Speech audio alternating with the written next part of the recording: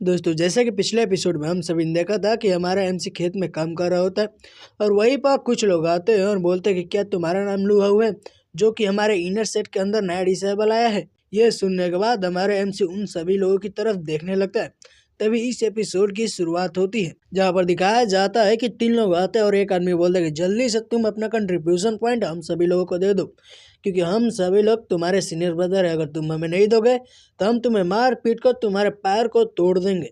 ये सुनने के बाद तो हमारे एमसी भी हंसते बोले, ओह तो तुम लोग मेरे सीनियर ब्रदर हो और तुम लोग मुझसे मेरे कंट्रीब्यूशन पॉइंट को चुराना चाहते हो। साफ साफ बोलना कि तुम लोग चोर हो, लुटेरे हो। तुम लोग मुझसे मेरे कंट्रीब्यूशन पॉइंट को लूटना चाहते हो, भाड़ में जाओ। और अपने मन ही मन में बोलता है कि बाय द वे हमारे सेट के अंदर तो ऐसा ही चलता आ रहा है। जो भी ताकतवर होता है कमजोरों से उनका सभी चीजें छीन लेता है। अब मैं भी इन सभी लोगों को छोड़ने वाला तो नहीं हूँ। हमारे एमसी के बात सुनने के बाद तो लोग गुस्से से बोले, ओह तब ठीक है, अब हम तुम्हारे से जो करेंगे उसका जिम्मेदार तुम ही होगे। इतना करने के बाद वो सभी लोग अपने स्वॉर्ड को निकालने लगते हैं और कहकर हमारे एमसी पर अटैक करने के लिए बढ़ जाते हैं। और बोले ठीक है, अब हम तुम्हें दिखाएंगे कि हमारे इनर सर्कल के अंदर कितने पावरफुल लोग रहा करते हैं। ये देखने के बाद तो हमारा एमसी अपने पंच को बनाता है और उस आदमी के थोड़े पर दे मारता है जिससे कारण उस आदमी का दांत वो तो सभी टूट जाता है। तभी दिखाया जाता है हमारे एमसी के पंच के कारण वो दूर जगह गिरता है। ये देखने के बाद उसके दोनों साथी भी बहुत ज़्यादा चौंक जाते हैं। तभी हमारा एमसी इविल से स्माइल करते हुए बोलता है कि सॉरी सीनियर ब्रदर, मेरा अटैक थोड़ा महंगा पड़ गया ना। ये सुनने के बाद वो सभी लोग बहुत ही डर जाते हैं। तभी हमारे एमसी बोलते हैं, सीनियर ब्रदर तुम लोग मुझसे मेरा मनी को कलेक्ट करने के लिए आए थे तो क्या हुआ अगर आप लोग मुझे अपना मनी क्यों नहीं देते हो। ये करने के बाद हमारे एमसी उन सभी लोगों को बहुत ही अच्छी तरह से धो देता है। तभी दिखाया जाता है कि हमारा एमसी उन सभी के बैग से उन सभी का कंट्रीब्यूशन पॉइंट को ले लेता है और उन सभी कंट्रीब्यूशन पॉइंट को गिनते हुए अपने मन ही मन में बोलता है कि मैंने एक्सपेक्ट नहीं किया था कि इन सभी लोगों के पास मुझे 4000 कंट्रीब्यूशन पॉइंट मिल जाएगा। अब मुझे ऐसा लगता है कि मैं लाइब्रेरी के अंदर जाकर कोई मार्शल आर्ट टेक्निक को एक्सचेंज कर पाऊंगा। कुछ देर बाद लाइब्रेरी को दिखाया जाता है जिसके अंदर हमारा एमसी आया होता है और बहुत सारे बुकों को देख रहा होता है और कुछ बुकों को देखते हुए बोलता है कि मुझे लगता है कि यहाँ पर कम से कम 50,000 से अधिक मार्शल आर्ट टेक्निक है। ये जो लाइब्रेरी है बहुत ही ज़्यादा बड़ी है। ओह मुझे ऐसा लगता है कि मुझे कोई बॉडी टेक्निक चाहिए ताकि जो मेरा मार्शल आर्ट टेक्निक है वो बहुत अच्छी तरह से प्रोग्रेस कर सके। तभी अचानक से हमारे एमसी के बॉडी के अंदर से वो जो लड़की होती है, फेरी लड़की, जो हमारे एमसी को मिरर दी होती है, वही निकल कर आती है और बोलती है कि क्या तुम्हें कोई बॉडी टेक्निक चाहिए, मुझे पता है वो टेक्निक तुम्हें कहाँ मिलेगी। ये सुनने के बाद हमारा एमसी बहुत ही चौंक जाता है और चौंकते हुए इधर उधर देखने लगता है और बोलता है कि ये वॉइस किसकी है। ये वॉइस तो वही फेरी मास्टर की है जिसने मुझे याओ गांग होली मिरर दिया था। तभी दिखाया जाता है कि वो लड़की फिर से बोलती है, हाँ हाँ मैं जो तुम्हारे मिरर है उसी की मदद से आउटसाइड वर्ल्ड में आ पाई हूँ। बस तुम ही मुझे देख सकते हो और मुझे सुन सकते हो। ये सुनने के बाद तो हमारे एमसी और भी ज़्यादा चौंक जाता है और चौंकते हुए बोलते हैं, क्या सीनियर सीनियर आप यहाँ पर अपीयर हो रही हैं, क्या यहाँ पर कोई डेंजर्स नहीं है, आप यहाँ पर अपीयर होंगी तो। ये सुनने के बाद वो बोलते कि नहीं यार, मुझे यहाँ पर कोई भी डेंजर्स नहीं है, मैं जो मिरर था उसी के अंदर सो रही थी, लेकिन मैं अब यहाँ पर जग सकी हूँ तो मैं तुम्हें बताऊंगी कि वो मार्शल आर्ट टेक्निक तुम्हें कहाँ पर मिलेगी। तो तुम सामने की तरफ जाओ जहाँ पर तुम्हें फोनिक्स बॉयड स्काई टेक्निक मिलेगी, तुमको उस टेक्निक को ले लेना है। हालांकि ये जो टेक्निक है ये योलो रैंक की टेक्निक है, लेकिन इस टेक्निक को तुम कोई ऑर्डिनरी मार्शल आर्ट टेक्निक मत समझना क्योंकि ये बहुत ही खास टेक्निक है। तभी हमारा एमसी वो जो टेक्निक होता है उसको एक डेस्क पर रखता है। तभी उसके सामने वाला आदमी बोलता है कि अबे यार तुम क्रेजी हो चुके हो, क्या तुम श्योर हो कि तुम इसी बुक को एक्सचेंज करने वाले हो। ये सुनने के बाद हमारा एमसी बोलता है, हाँ हाँ मुझे इसी बुक को एक्सचेंज करना है। अब बताइए कि आप मुझे कितने कंट्रीब्यूशन पॉइंट में इस बुक को देने वाले हैं। ये सुनने के बाद वो आदमी बहुत सारे कंट्रीब्यूशन पॉइंट को ले लेता है और उन सभी कंट्रीब्यूशन पॉइंट को गिनने लगता है। उसके बाद कुछ कंट्रीब्यूशन पॉइंट को लेने के बाद वो जो बुक होती है उससे हमारे एमसी को दे देता है और बोलता है कि जो यंग लोग होते हैं बहुत ही ज़्यादा इम्पेशेंट होते हैं, चलो ठीक है इस बुक को तुम ले लो और इसके बाद सोच लो दोबारा मैं इस बुक को फेरने वाला नहीं हूँ। इस चीज़ को एक्सचेंज नहीं किया जा सकता है। ये सुनने के बाद हमारा एमसी बोला ठीक है ज़्यादा चौड़ मत समझो। इतना करने के बाद अपने मन ही मन में हंसते हुए बोल रहे ये जो बुक है इन लोग इसको ट्रैश समझ रहे हैं, लेकिन ये नहीं जानते हैं कि मैंने एक ट्रेजर को यहाँ से उठाया है। उसके बाद हमारा एमसी उस लाइब्रेरी से बाहर निकल जाता है और लाइब्रेरी से बाहर निकलने के बाद वो जो टेक्निक होती है उसे पढ़ने लगता है और वो टेक्निक को पढ़ते हुए अपने मन ही मन में बोलता है कि फेरी ने मुझसे बोला था कि मुझे इसी टेक्निक को लेना है और बताता है कि जितने भी मार्शल आर्ट होते हैं उन्हें 4 भागों में डिवाइड किया गया है और प्रत्येक को 3 ग्रेड में डिवाइड किया गया है। और जो पहला मार्शल आर्ट होता है वो हेवन होता है, दूसरा अर्थ होता है, तीसरा मिस्ट्री होता है और चौथे नंबर पर आता है येलो। और कहा जाता है जो हेवन रैंक का मार्शल आर्ट होता है वो हेवन एंड अर्थ को भी डिस्ट्रॉय करने का क्षमता रखता है और जो येलो रैंक का मार्शल आर्ट होता है वो सबसे लोवेस्ट लेवल का मार्शल आर्ट होता है। इसका मतलब जो येलो रैंक का मार्शल आर्ट होता है वो पूरी तरह से यूजलेस होता है।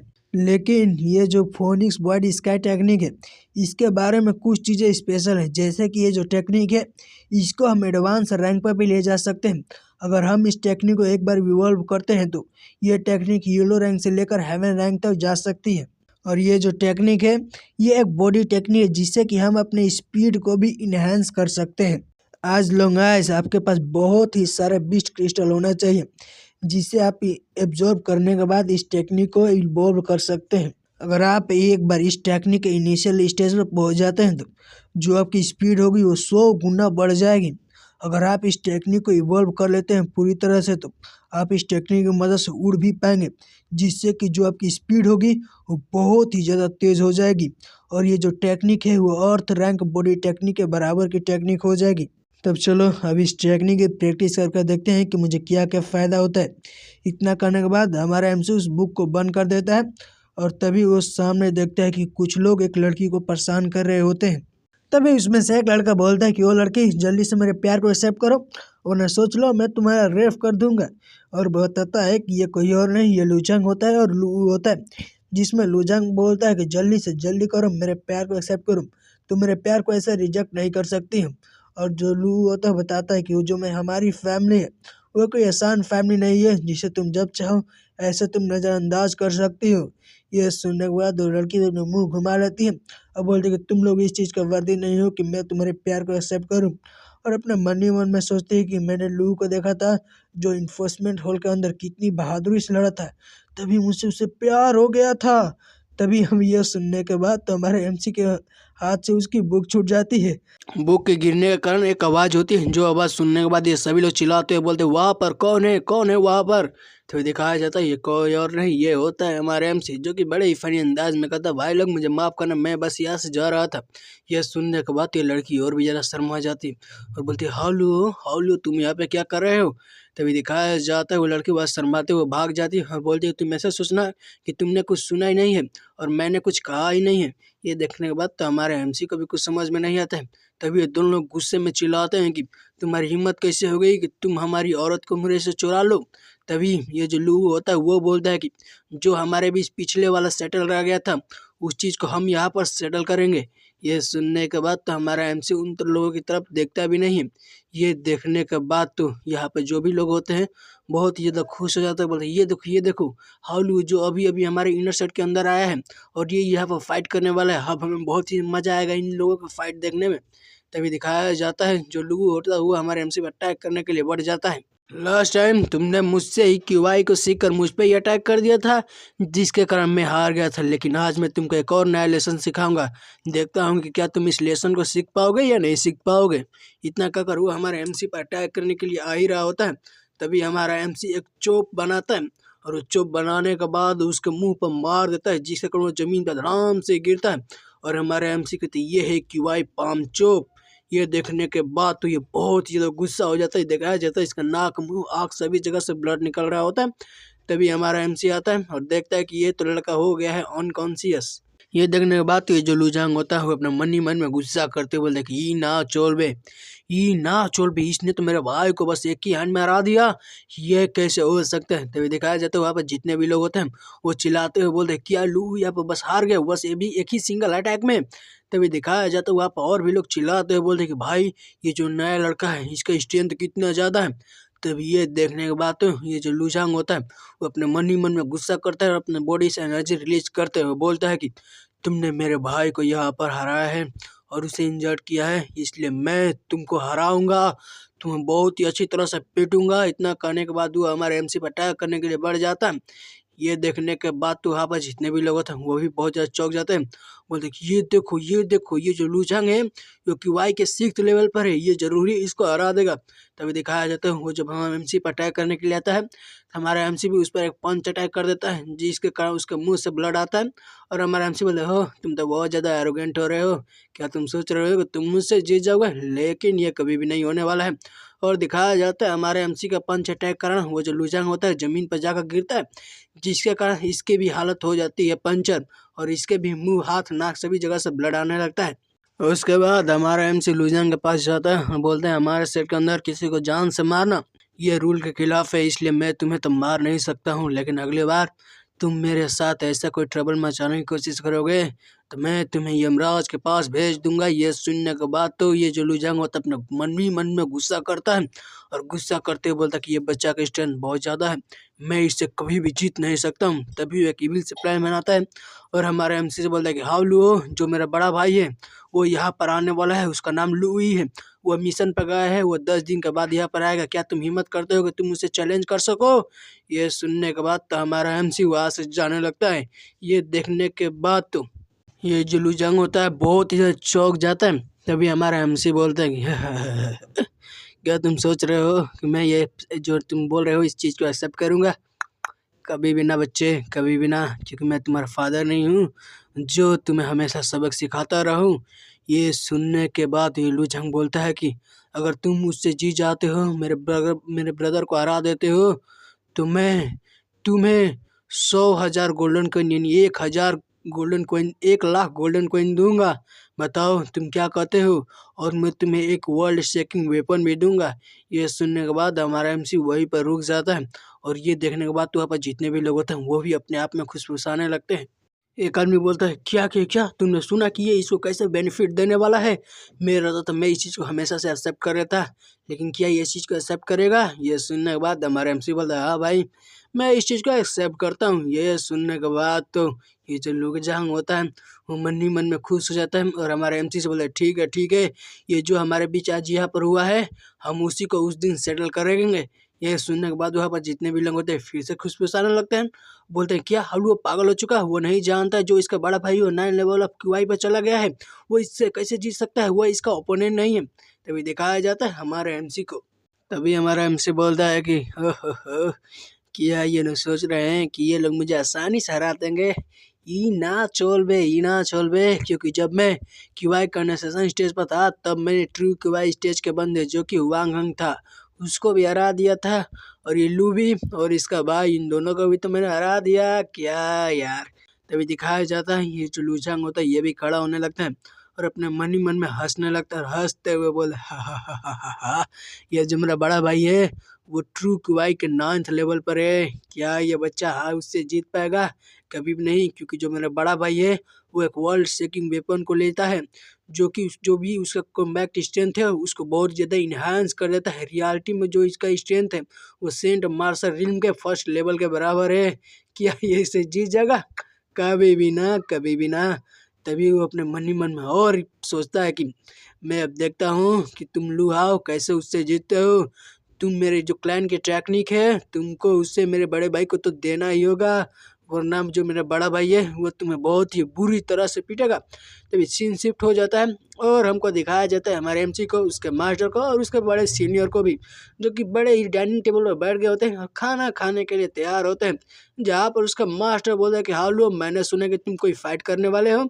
यह सुनने के बाद तो हमारा एमसी भी कुछ नहीं बोलता है। तभी उसका मास्टर फिर से बोलता है कि हेलो, तुम हमारे पीक पर अभी अभी आए हो, यहाँ पे इतना ज़्यादा ट्रबल मचाने की कोशिश कर रहे हो, इसलिए मैं तुमको आज पनिशमेंट देता हूँ। तुम ये जो मुर्गा है इसका बट्टा खाओगे, मैं इसका लेग पीस खाऊंगा, और तुम्हारा बड़ा भाई ये जो चिकन है इसका क्लो खाएगा।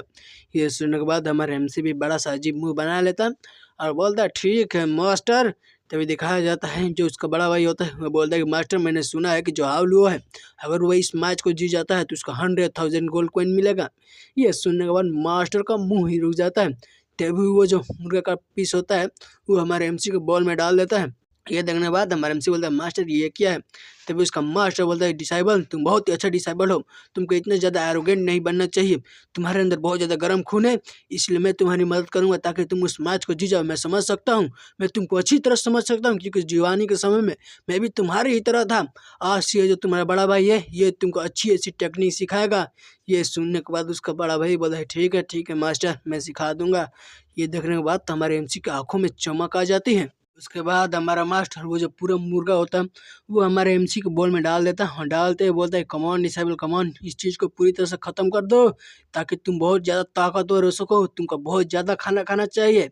ये देखने के बाद हमारा एमसी बहुत ज़्यादा खुश हो जाता है और अपने मन ही मन में भावुक होते हुए बोलता है कि ये देखने के बाद तो मेरे मास्टर की मेरे कितने ज़्यादा चिंता कर रहे हैं, ये देखकर मुझे बहुत ज़्यादा अच्छा लगा। मास्टर आप महान हो। तभी दिखाया जाता है हमारा एमसी भी वहाँ पे प्रण लेता है, बोलते सीनियर ब्रदर मैं ये मैच को जरूर जीत जाऊंगा और यहाँ पर जो 100 गोल्ड कॉइन मिलेगा उसका 90% मास्टर को दे दूंगा। ये सुनने के बाद उसका सीनियर ब्रदर बोले क्या है तुम नहीं जानते हो जो हमारा मास्टर है वो गैम्बलिंग का एडिक्ट है। जब ये तियानुअन पिक बहुत ज़्यादा रीच हुआ करता था लेकिन मास्टर सभी पैसे को हार गए गैम्बलिंग में। क्या तुम सोच रहे हो कि मास्टर ने तुम्हें जो पूरा मुर्गा था इसी तरह से दे दिया? नहीं नहीं नहीं। ये देखने के बाद तो हमारा एमसी भी बहुत ज़्यादा चौंक जाता है और कहता है क्या ये सभी चीज़ें फ्री नहीं थी?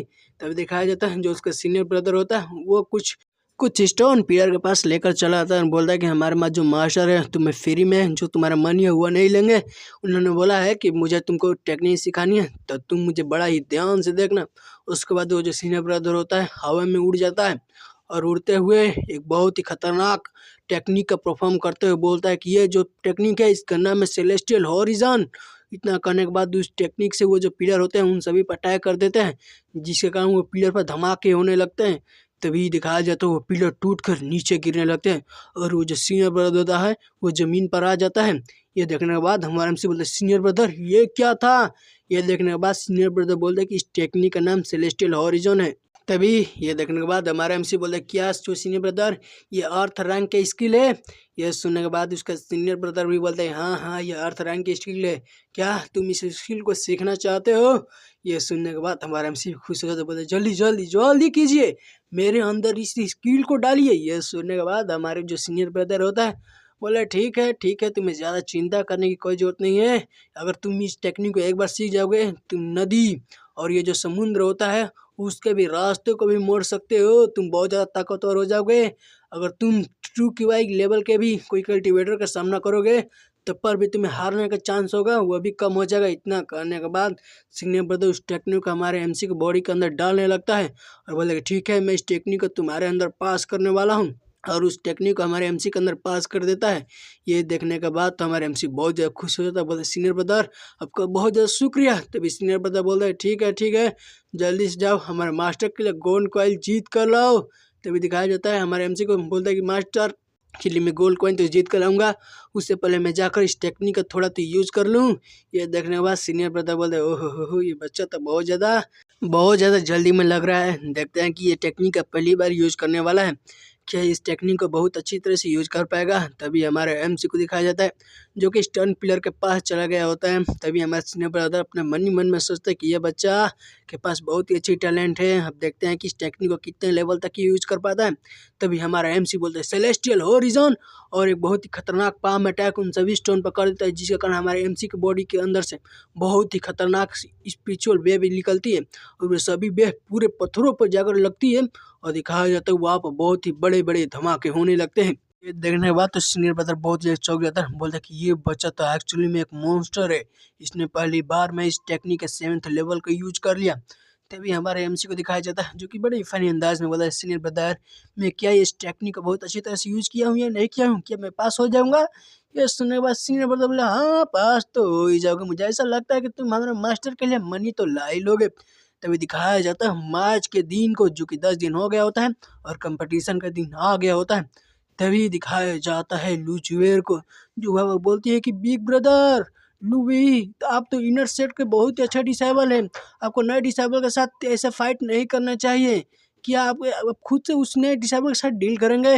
ये सुनने के बाद जो लू वही होता है और बोलता है जूनियर तुम उस आउटसाइडर के लिए इतना ज़्यादा कंसर्न क्यों दिखा रही हो, क्या कोई बात तो नहीं है, और बताया जाता है कि ये जो लड़का है ये लू फैमिली का लू ही है। उस बच्चे का नाम लुआ है ना, मुझे पता है कि उसने मेरी फैमिली को बुली करने की हिम्मत तो की है, तो उसका इसका बदला तो चुकाना ही पड़ेगा।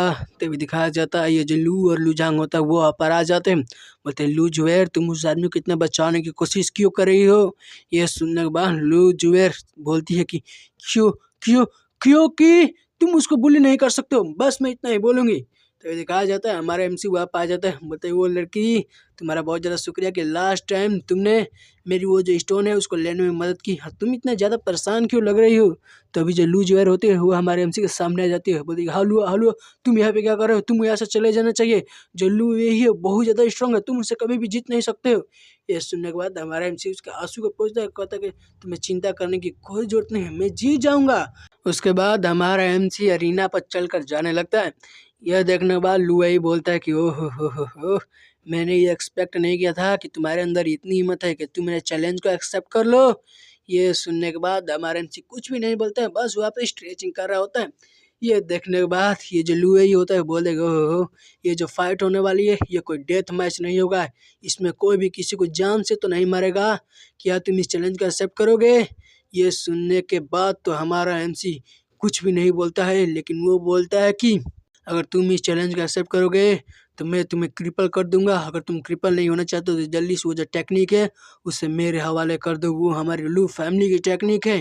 ये सुनने के बाद तो लू जो है बहुत ही डर जाते, बोलती क्या क्या क्या ये इसको क्रिपल कर देगा। और यही दिखाया जाता है ये जो लू ही होता है और ये जो लू जांग होता है और लू होता है वो बहुत ज़्यादा खुश हो जाता है। बोलते बड़े भाई उसको बहुत अच्छी तरह से पीटना। तभी हमारे एमसी को दिखाया जाता है, बोले ओहो हो तुम ऐसा सोचा कि तुम इसे आसानी से जीत जाओगे, लेकिन ऐसा कभी भी नहीं होगा। तुम्हारे सपने में तुम एक कुत्ते हो, तुम कमीने हो, तुम मुझसे कभी भी जीत नहीं सकते हो। ये सुनने के बाद ये लुई अपने जो भाला होता है उसको निकाल लेता है और बोला कि तुम बहुत ज़्यादा एरोगेंट हो रहे हो। तो जैसे कि मैं तुम्हारे बारे में रूमर सुना था, तुम वैसे ही एरोगेंट हो। इतना करने के बाद वो हमारे एमसी पर अटैक करने के लिए बढ़ जाता है। बोल दे कि सबसे पहले मैं तुम्हारे आर्म को ही तोड़ूंगा। इतना करने के बाद वो हमारे एमसी पर अटैक करने ही वाला होता है। तभी दिखाया जाता है ये देखने के बाद वहाँ पर जितने भी लोग होते हैं बहुत ज़्यादा चौंक जाते हैं, और जो लूजवेयर होती है अपनी आंखों को बंद कर लेती है। और ये जो लूहाऊ और लू होते हैं वो हंसने लगते हैं। वो हंसते हुए बोलते हैं कि सीनियर ब्रदर लू यही, इसको जल्दी से मार दीजिए, इसको ख़त्म कर दीजिए, ये यहाँ पर बचना नहीं चाहिए। अचानक से ही हमारा एमसी लू यही के बहुत ही करीब आ जाता है। करीब आने के बाद एक बहुत ही खतरनाक पंच अटैक उसके ठोड़ी पर मार देता है, जिसके कारण लू यही बहुत ही तेजी से आसमान में चला जाता है और जमीन पर आकर धड़ाम से गिरता है, जिसके कारण एक इसका दांत भी टूट जाता है और वो दर्द से चिल्लाता है। ये देखने के बाद हमारे एमसी बोलते अब बोलो तुम मेरे साथ फाइट करना चाहते हो। ये देखने के बाद वहाँ पर जितने भी लोग होते हैं वो भी बहुत ज़्यादा चौंक जाते हैं। और ये लू झांग बोलता है कि क्या क्या क्या मेरा बड़ा भाई हार गया। और ये जो लू जुआर होती है बहुत ज़्यादा खुश हो जाते, बोलते हाउ लू तुम तो बहुत अच्छे हो, तुम तो जीत गए।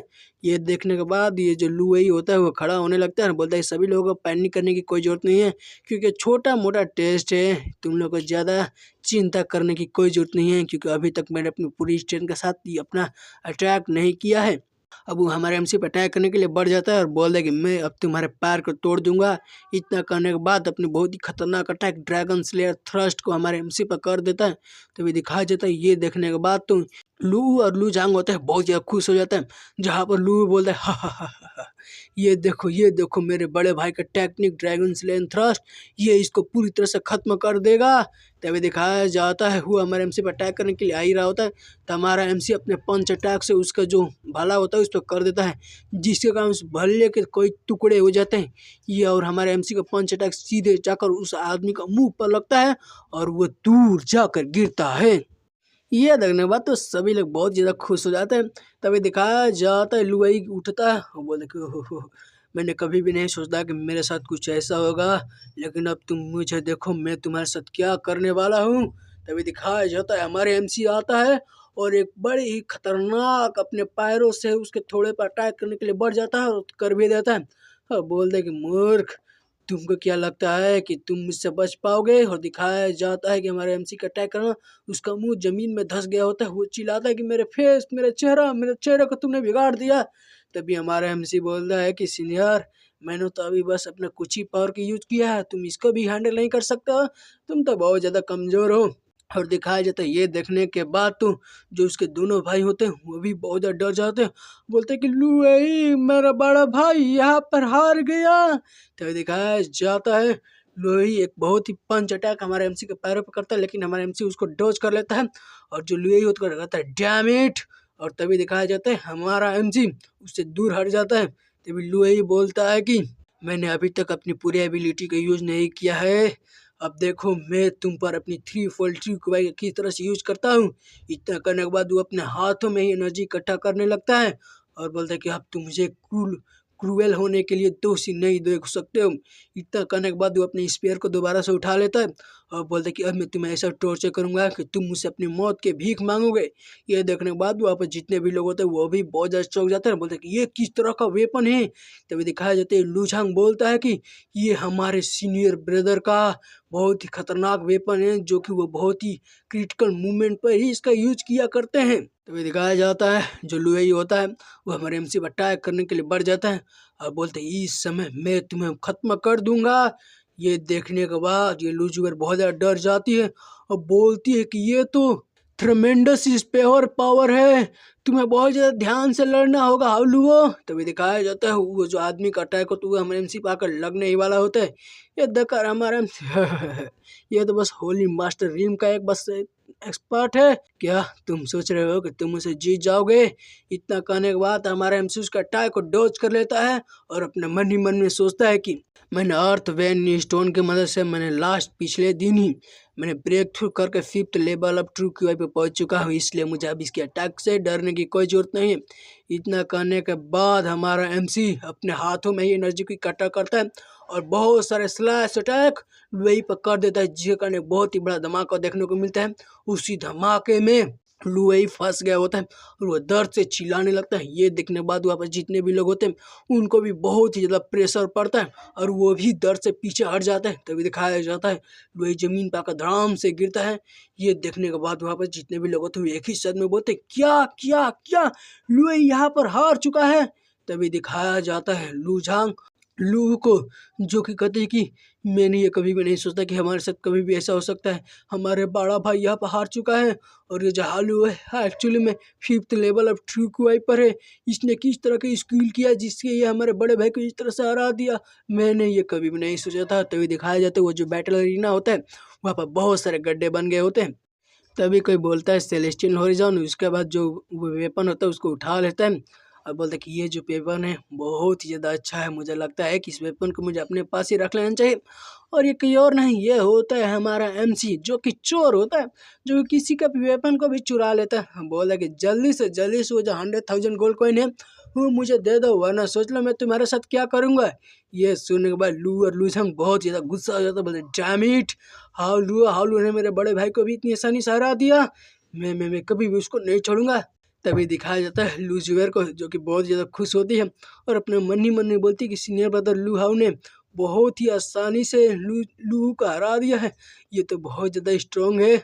उसके बाद 3 दिनों के बाद के सीन को दिखाया जाता है जहाँ पर हमारा एमसी बताता है कि मैंने अपने सारे जो कॉइन थे उसको अपने मास्टर के हैंड ओवर कर दिया है। एटलीस्ट मेरे पास तो ये जो सुपीरियर क्वालिटी का वेपन है वो तो बचा हुआ है। उसके बाद हमारा एमसी आ जाता है मिरर स्पेस के अंदर, बोलता है कि होल्ड ऑन, मैंने अपना जो सुपीरियर क्वालिटी का वेपन था मैंने उसको यही पर रखा था, मिरर स्पेस के अंदर रखा था, कहाँ है कहाँ है कहाँ है। तभी उसका सामने अचानक से ही आ जाती है वो जो फेरी मास्टर होती है वो। अब बोले क्या तुम वो जो सुपीरियर क्वालिटी का वेपन था उसको खोज रहे हो, लेकिन खोजने का कोई फ़ायदा नहीं है क्योंकि ये जो होली मिरर है इसने उस चीज़ को डाइवोर कर लिया है। ये सुनने के बाद तो हमारे एमसी बहुत ज़्यादा चौंक जाता है, बोलते क्या डाइवोर डाइवोर, फेरी मास्टर क्या आप मुझसे मजाक कर रही है, वो तो सुपीरियर क्वालिटी का वेपन था। तब ये जो फेरी मास्टर होती है बोलती है कि ये जो सुपीरियर क्वालिटी का वेपन था वो पूरी तरह से ट्रायस है तुम्हारे लिए, तुम्हें और ज़्यादा सुपीरियर क्वालिटी का वेपन लाकर जो होली मिरर है उसको अच्छी तरह से रिपेयर करने में मदद करनी चाहिए। ये सुनने के बाद तो हमारा एमसी बहुत ज़्यादा चौंक जाता है। तभी वो फेयर लड़की बताती है कि अगर एक बार तुम बहुत अच्छे अच्छे मिरर को वेपन दे देते हो तो मिरर जो है अपने जितने भी जेम्स स्टोन है उसको अच्छी तरह से रिपेयर कर लेगा। अगर ये एक बार अच्छी तरह से रिपेयर कर लेगा तो तुम सोच भी नहीं सकते हो तुमको कितना ज़्यादा फ़ायदा मिलेगा। अब देखो ये जो सेकेंड वाला जेम स्टोन है उसको ऐसा लगता है कि वो जल्दी से ही रीस्टोर होने वाला है। अगर एक बार ये पूरी तरह से रीस्टोर हो जाएगा जो तुम्हारा टेक्निक है क्यूआई टेक्निक है वो 3 गुना पावर से बढ़ेगी। ये सुनने के बाद तो हमारा एमसी बहुत ज़्यादा खुश रहता है। मतलब ओहो हो, क्या ये जो मिरर है, होली मिरर है, इसको मैं वेपन डाइवर्ट करने के बाद रिपेयर कर सकता हूँ। मुझे ऐसा लगता है कि मुझे बहुत ही ज़्यादा सुपीरियर क्वालिटी के वेपन को इस होली मिरर को खिलाना होगा। इतना करने के बाद हमारा एमसी उस मिरर से बाहर निकल जाता है। तभी हमारा एमसी उस होली मिरर को अपने पॉकेट के अंदर रखने लगता है और बोलता है कि ये मिरर को बहुत ज़्यादा वेपन की ज़रूरत है और ये जो फोनिक्स और हेवन टेक्निक थी उसको बहुत ज़्यादा 20 कोर की ज़रूरत है। मुझे ऐसा लगता है कि मैं पूरी तरह से कंगाली होने वाला हूँ। तभी कोई चिल्लाते हुए बोलता है कि हालू हालू तुम क्या यहाँ पर हो। तब दिखाया जाता है हमारे एमसी को, जो कि बाहर देखते हुए बोलते कि ये लड़की तो मैंने देखा था कि इसको लू झांग और लूहू ने बहुत पहले घेरा हुआ था, पिछली बार तो मैंने इसी को देखा था। तब वो लड़की हमारे एमसी के पास आती है, बोलती है गुचन तुम्हारा भाई है ना, वो बहुत ज़्यादा इंजर्ड हो चुका है, तुमको मेरे साथ चलना होगा। ये सुनने के बाद हम एमसी बोलते क्या क्या क्या मेरे भाई इंजर्ड हो चुका है। तभी उनको मेडिसिन वैली को दिखाया जाता है, स्वॉर्ड जुआन स्वॉर्ड सेट के अंदर का। अपनी दोस्त की ऐसी हालत होने के बाद हमारे एमसी पूछता है कि इसको ऐसा किसने किया है। ये सुनने के बाद वो जो लड़की होती है वो हमारे एमसी को बताती है कि हम दोनों पिछली बार एक मिशन पर गए थे साथ ही में ही, लेकिन हम दोनों पर पुराने हाउंड और वांग यू ने अटैक कर दिया। ये सुनने के बाद हमारा एमसी गुस्से से बोलते ओह ये फिर से कुत्ते दोबारा से मुझे परेशान करने के लिए आ गए। इतना करने के बाद हमारा एमसी वहाँ से गुस्से से जाने लगता है और बोलते कि मैं अब उन सभी लोगों से अपने जितना भी स्कोर है वो सेटल कर लूँगा। तभी कोई वहाँ पर आता है, बोलते कि रुको ज़रा, जो हुआंग यू है वो पिनाकल पर पहुंच चुका है होली मार्शल रिंग पर। क्या तुम सोच रहे हो कि तुम उसको हरा लोगे? तुम ऐसा कुछ भी नहीं कर सकते हो। ये देखने के बाद तो हमारा एमसी भी चौंक जाता है और बोलती है कि फांग यूइन ने तुम्हारे भाई को मेरे पास लाया ताकि मैं उसका इलाज कर सकूं। और बताया जाता है इस लड़की का नाम होता है जाओ होंग, जो कि मेडिसिन वैली के रिप्रेजेंटेटिव होती है और ये एक इनर डिसेबल भी है। और बोलती है कि जो मेरी सबसे पहली प्रायोरिटी है कि मैं तुम्हारे भाई को हील कर सकूं। ये सुनने के बाद तो हमारा एमसी बोलता है तुम कौन हो। ये सुनकर ये नीलो बाल वाली लड़की बताती है कि इसका नाम सिस्टर जाओ होंग है और ये जो मेडिसिन वैली है इसकी एक डिसाइबल है, यही तुम्हारे भाई को जो ट्रीटमेंट करने वाली है। ये सुनने के बाद वो लड़की वहीं पर बैठ जाती है। तभी वो जो लड़की होती है वो बोलती है कि तुम्हारा भाई बहुत ज़्यादा इंजर्ड हो चुका है, इसलिए तुम्हें डीमन कोड माउंटेन पर जाकर ब्लड लोटस फ्लावर को लाना होगा। तभी वो बताती है कि यह जो डीमन ग्लोड माउंटेन है वो बहुत ही खतरनाक है, वहाँ पर जाओगे तुम मारे भी जा सकते हो। क्या तुम इसी के लिए तैयार हो कि तुम अपने भाई के लिए अपनी जान को जोखिम में डाल लो। ये सुनने के बाद हमारा एमसी बोला कि हाँ मैं इस चीज़ के लिए तैयार हूँ, मैं अपने भाई के लिए अपनी जान भी दे सकता हूँ। बोला कि ठीक है, अब मैं डीमन गोड माउंटेन पर जाऊँगा और इस चीज़ को खोजूँगा। तभी वो लड़की बोलती है कि ठीक है, लेकिन तुम ये याद रखना कि तुम्हें 2 महीने के अंदर ही लाना होगा, वरना तुम्हारा भाई 2 महीने के बाद मारा जाएगा। ये सुनने के बाद हमारे एमसी बोले ठीक है, तुम मेरे भाई का 2 महीने तक के लिए ख्याल रखना। तभी वहाँ पर कोई आता है, बोलता है रुको ज़रा, किसने कहा कि तुम आउटसाइडर को हमारी मेडिसिन वैली में 2 महीने तक रोक सकती हो। और बताया जाता है कि मेडिसिन वैली का इनर डिसाइबल झांगलिंग है और ये ग्रैंड सन है मेडिसिन वैली के मास्टर का। तभी ये जो लड़की होती है वो हमारे एमसी के सामने आ जाती है, बोलती है कि झांगलिंग क्या तुम मेरे मैटर के बीच में आना चाहते हो? मैं यहाँ पे किसी को बचाना चाहती हूँ। ये सुनने के बाद ये जो झांगलिंग होता है गुस्से में बोले कि ओहो ये तुम्हारा बिजनेस है कि तुम किसी को बचा लो। ये जो लड़का है इसने मेरे भाई जो हुआंग होंग को मारा था, इसलिए मैं इसको भाई को यहाँ पर तो रहने नहीं दे सकता हूँ।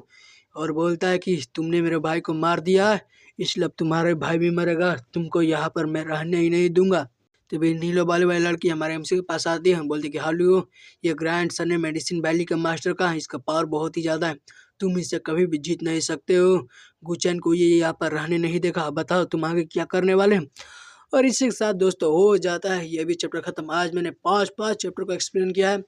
तब तक के लिए बाय। वीडियो को लाइक करके चैनल को कर लीजिए सब्सक्राइब। मिलते हैं कल अगले वीडियो के साथ।